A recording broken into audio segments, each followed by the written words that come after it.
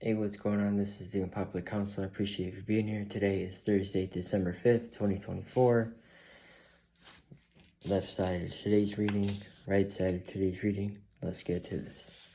Father Stewardship. In the late 1960s, Messenger Thomas McGreed helped his parishioners at St. Francis of Assisi in Wichita, Kansas, grow as generous disciples. He encouraged them to give gifts of time, talent, and treasure.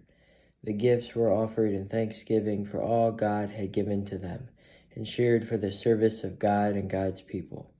As people began to live this stewardship way of life, tithing, or giving one's first fruits to God and the church, was introduced too.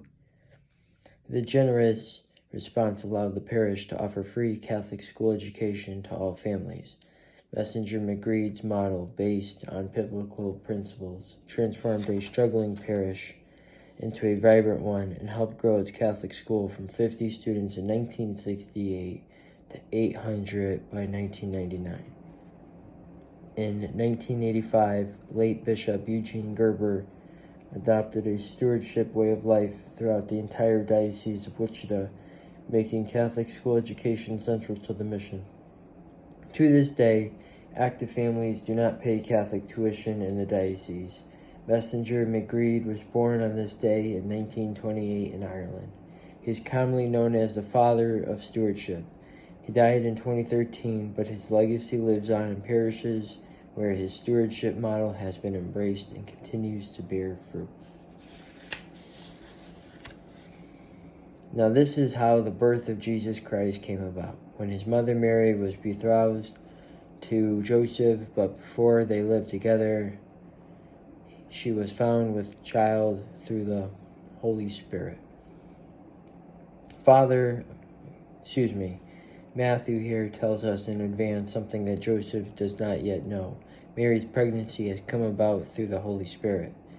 The very first verses of the book of Genesis speak of the Spirit of God hovering over the formless wasteland. In the beginning, when God created the heavens and the earth was formless wasteland, and darkness covered the abyss, while mighty wind swept over the waters. The word translated wind is the same word used for spirit and is understood to be the Spirit of God.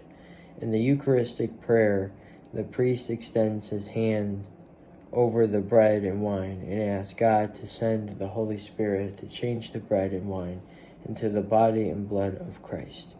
The Spirit that hovered over creation in its first moments, that became upon Mary, that comes upon the bread and wine, has come upon me, is within me through baptism and confirmation.